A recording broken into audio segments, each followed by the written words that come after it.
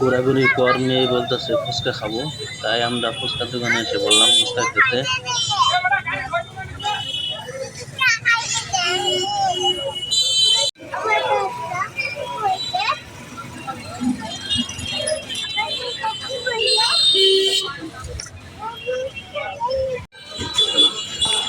মেয়ের জন্য ফুচকা নিয়ে নিলাম।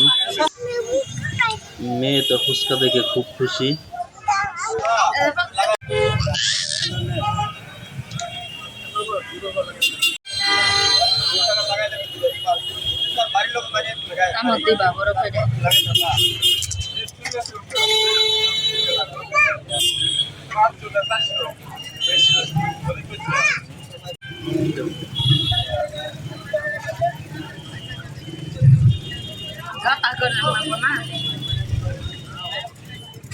আমিও একটু খেয়ে নিলাম।